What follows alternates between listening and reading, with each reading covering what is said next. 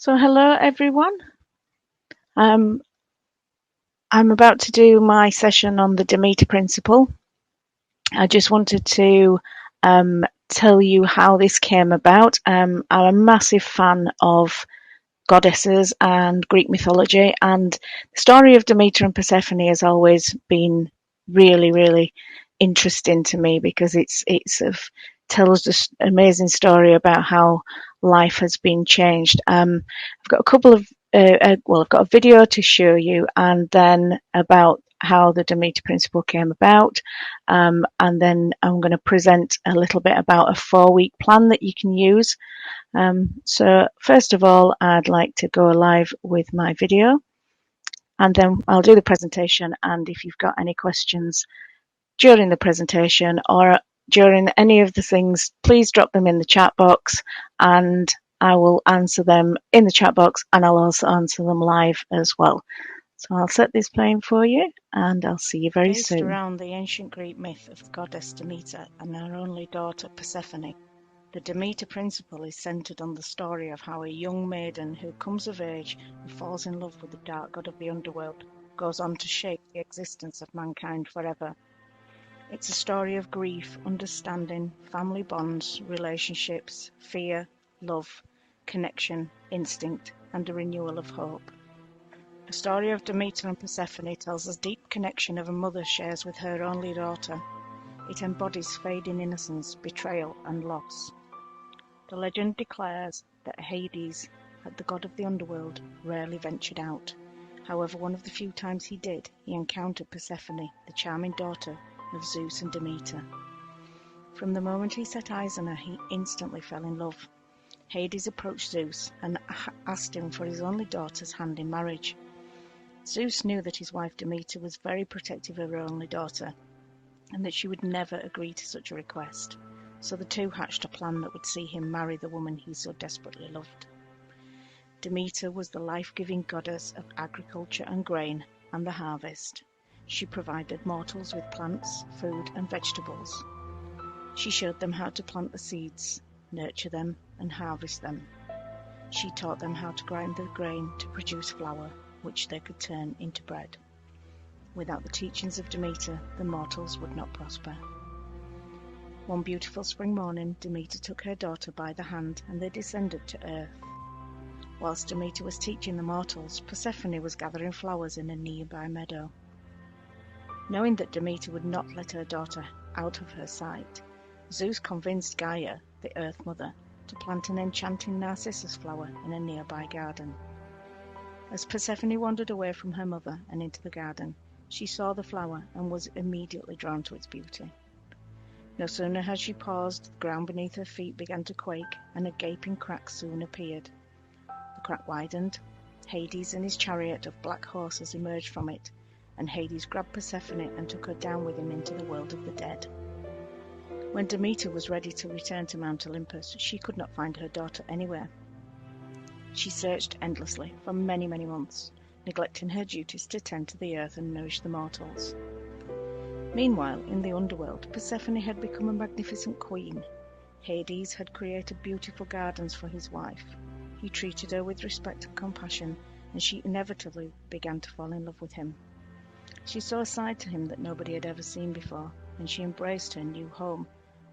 With her beautiful spirit and empathy, she helped the spirits of the dead cross over.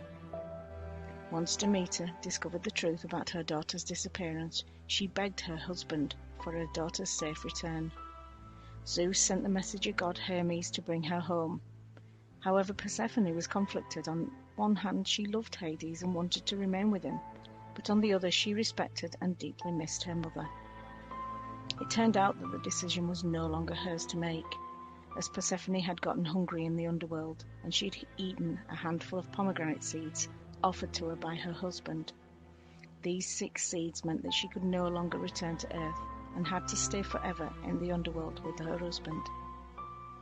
Demeter was furious. Believing her daughter had been tricked into eating, she made it known in no uncertain terms that if her daughter did not return to her, she would never again tend to the earth. Plants withered, animals died, the mortals went hungry, and the fruit did not grow. The famine ravaged the earth, resulting in untold misery. The gods on Mount Olympus agreed that they needed to step in, and it was decided to appease both Demeter and Hades that Persephone would split her time between her mother and her husband. Persephone would spend half of the year with her mother at Mount Olympus, and the other half with Hades in the underworld. This explains our changing seasons. During the time that Persephone spends away from her mother in grief, Demeter rescinds her support and allows the earth to wither and die, cold and unwelcoming. Yet as it comes to the time for Persephone to be reunited with her mother, Demeter embarks on a spring clean, encouraging new growth, allowing food to grow abundantly, and creating a welcoming floral display to greet her daughter. Persephone, being reunited with her mother, signals a renewal of hope, representing the rebirth of unimaginable splendor and abundance. The earth once again flourishes.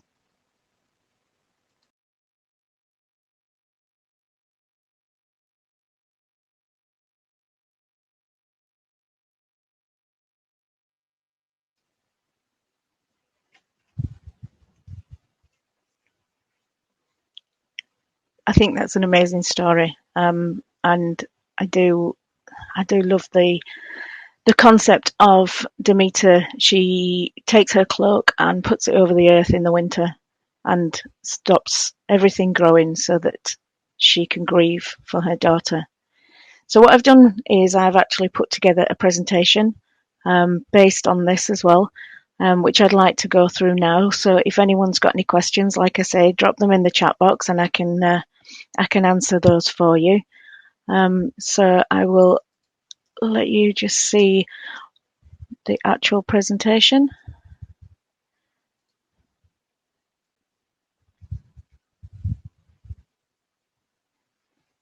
And then hopefully we can have a conversation about that afterwards. Welcome to the Demeter Principle. Using the knowledge and understanding of the story of Demeter and Persephone, we can come to terms with the fact that there will always be things we cannot alter, but somehow learn to accept change and make the best of any given situation. Life changes constantly and can do so on a knife edge. This story gives us an insight into how lives are so intertwined and how decisions and dramatic life changes can affect our whole well-being. Later on, I will be sharing the Change Challenge, which will explain in more detail how the last year has affected us and some steps to help you prepare for the coming year. But first, I'd like to give you the 4-week step-by-step plan to get you started. Week 1, 29th of March to the 4th of April. Accept the overwhelm. Pause. Just give in for a moment. The last year, we've all been like Demeter. We've been searching for our lost daughter. We may have left chores and duties undone as we just didn't have the energy or impetus to do them. We've grieved, not only for the people lost to this awful illness, but for the small businesses who've had the rug pulled from under their feet, for the elderly and the lonely who've forgotten what it's like to be around others, for the school kids who've had a year of upheaval, homeschooling, Zoom, classroom bubbles, isolating again, for the families who didn't make it through, who weren't able to weather the storm under the same roof, and for those who've been sick and those who still got the after effects many, many months later, for those who are single and have had a year out of the dating scene and are not sure how to get back into it, or even if they actually want to, and those of us who were once such social beings and now scared to be around others. We're grieving for the life we once had. Just pause. Grieve. You're allowed to. Life will never be the same again, and maybe that's a good thing. I read a poem by Leslie Dwight which sums it up nicely. What if the last year was not cancelled? What if it was the year we've been waiting for? A year so uncomfortable, so painful, so scary, so raw, that it finally forces us to grow. A year that screams so loudly, finally awakening us from our ignorant slumber. A year we finally accept the need for change, declare change, work for change, become the change. A year we finally band together instead of pushing each other apart. The last year was not cancelled, but rather the most important year of them all. Start something new. Be prepared. You may have been creating over the various lockdowns. You may have been working throughout, but this is the time to think about what it is that really made you happy. A spring clean of your mind, life, health, relationship, money, whatever it is. Spend a little bit of time thinking about what needs to be cleared out. This is the time that Demeter will start to prepare for the reunion with her daughter, allowing the new shoots to grow, flowers to bloom, the skies to be blue, her true colours. Week 2, the 5th to the 12th of April. Life will always be uncertain. Don't wait for all this to pass. It will, but why wait? Use this time to protect yourself and your family. Look into where you've coped well and what has been a bit of a nightmare. Is there anything you can do now to make your home a safe haven? If you're working from home or homeschooling, have you been able to make an area or time that is just for your work? Have you considered your work-life balance? Demeter will be considering, is the home safe and welcoming for my daughter? Have I created enough time to enjoy her stay? Learn, adapt, pivot, change. Use this time to grow and flourish. Believe in yourself. Learn from the last year. Adapt where you can. If you can't adapt, spin it completely around and pivot. If you can't change something, change the way you deal with it. Take some time to think about what has been holding you back this past year. Is it circumstances? Is it financial? Or is it the lack of courage? Take the bull by the horns. Let's do this. Week 3, the 12th to the 19th of April. Treat people right. This is all about justice and fairness. This last year has not been fair, and there are many, many injustices, and they probably make you feel physically sick. For Demeter, she must have been angered by the unfairness of the situation and feelings of betrayal by her husband. But holding on to those negative feelings is counterproductive. The jealousy of the time Persephone spends with her husband, the bitterness of the situation, it hurts nobody but herself. Live with kindness and compassion. It's all about balance. For the last year we've been gaslighted. Yes, those in power knew what they were doing. Narcissists always do. Empaths frighten them. They don't understand that our purpose is to help others. Their objectives are so ego-driven that they can't comprehend it. Demeter's heart will be full of love for her daughter on her return and anger at the situation, but it's all about balance. She must accept and understand that during the time with her mother, that Persephone's husband will also be lonely. There are two sides to every coin. Kindness is not a weakness, it's a superpower. Week 4, 19th to the 26th of April. Share your voice. This is all about connection, a time to express your feelings. In the Change Challenge, I will explain more about expressing feelings and thoughts, but this is a time to speak to people, discuss, communicate your wants and needs. Make sure that you talk the difficult talks about what will make you happy with those that you love. Demeter must communicate with her daughter to ensure that she's expressed her feelings adequately and without anger, so Persephone is fully aware of how much she means to her mother. This will be vitally important to get them both through the months apart. Speak out against injustice. Having said all this, it's still crucial to have integrity, to be authentic and use your instinct and intuition. Knowledge is power. Other people's opinions do not define your reality. An opinion is usually a disguise for a prejudice based upon an incomplete study. Settling for an opinion usually means that someone stopped an investigation before it's complete and drawn a premature conclusion. Demeter will never accept the situation. Her belief will always be that her daughter was tricked. However, she knows that holding on to the resentment is not good for anyone. Demeter can be safe in the knowledge that she did all she could to get her daughter back, and that she did so with veracity and integrity. She has accepted the situation, but it doesn't mean she's a pushover. Find your purpose. What is it that really makes your heart sing? Happiness is found within, and things always get better with time. Each year, as Demeter brings the seasons, her sadness lessens. She accepts the situation and deals with it in her own way. Her purpose is to make sure the time she spends with her daughter is positive and full of brightness and joy. The Demeter Principle encourages us all to celebrate spring, allow our spirits to grow and flourish during the good times, to make plans and prepare for the darker and less abundant periods, and be ready to hunker down during the difficult months. We can draw inspiration from this story and use it as a guide to help us deal with the different seasons in our lives. It has never been as important as it is now during these turbulent and confusing times. Thank you for listening to the Demeter Principle, and please get in touch if you'd like to know more. So thanks for watching that. Have we got any questions? Has anybody got any comments on that? Would anyone like to join me on stage? If you want to stick your hand up, you can come and have a conversation about that.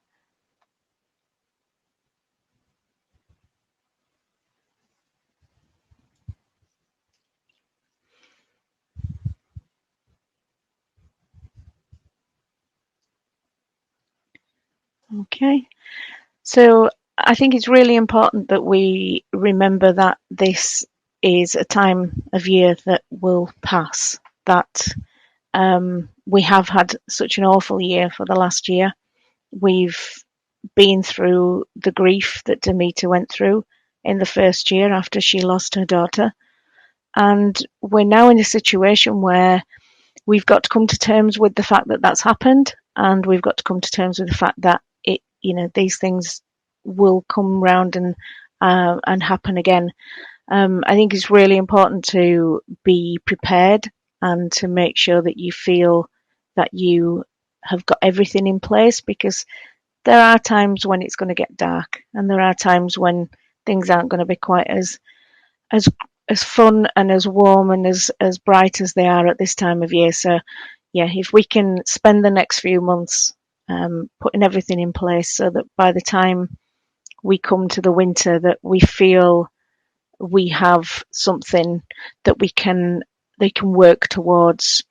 I know people do struggle with what their purpose is, and one of the things that I want to do with my Being in Full Colour project is spend some time, have a 3-day session where we can look at what your purpose is and figure out what is your why. Once you've figured out what your why is, then it's really, really easy to roadmap your journey towards that. And then your why can change. It doesn't matter that you've made a decision and you've set off on a journey. That can change. And in the transformation trail that I will be launching later on this year, we go through that whole process of getting from overwhelm to a point of calm, and using the 3-day challenge where we discover what the purpose is and what your why is. Then we can say, well, if that's the point that I need to get to, this is going to be my journey. But to be honest, it's like, yeah, I want to go to the seaside. I know where the seaside is, but sometimes you need to take a different detour and different journeys on the way. So it's really good to be able to say, right, this is my roadmap. And if I decide to take a few days, weeks, months, years even off that path and do something different, that's not a problem. Okay, so Josie, love the possibility of change. What can we do differently in the future? How can we make things better for all? But that can be a real challenge. It's a massive challenge. And again, that's something that I will be going through later when I do my change challenge. I show you where we are on the change curve, and the steps to get out the other side. And it is really difficult. It's not something that I would suggest is an easy thing. But I think what we've had this year is we've had the rug pulled out from under our feet, and we're just feeling a little bit nervous about taking that tentative step forward. And if we can decide what the point is that we want to get to, making those changes become a little bit easier, and relaxing into it a little bit more. So I hope you've enjoyed that. I am going to put this both onto my YouTube channel, and it will be on the Facebook. And then you can watch it again later. All my contact details will be on there as well. So if you want to have a chat to me about that. Also, when I've done this session, I'm going to bob into one of the rooms. So if anybody wants to come in and have a talk to me in the rooms on the Air Meet, then we can have a chat about that. Yeah, that's a great point. Home environment is so important, as we're all realizing. Yeah, it's really, really important. When I do the change challenge, you'll see the steps, and the home is the third step that you have to do. And it's really, really important, because without those foundations, you actually can't go any further. If that's not working for you, you can't go any further up that ladder. So thanks again for watching. Like I say, if you want to re-watch the presentation or the video, I will be putting them onto the YouTube channel. And thanks again. So I'll see you again soon. In the meantime, again, take some time to chat between yourselves in the breakout rooms. Thank you.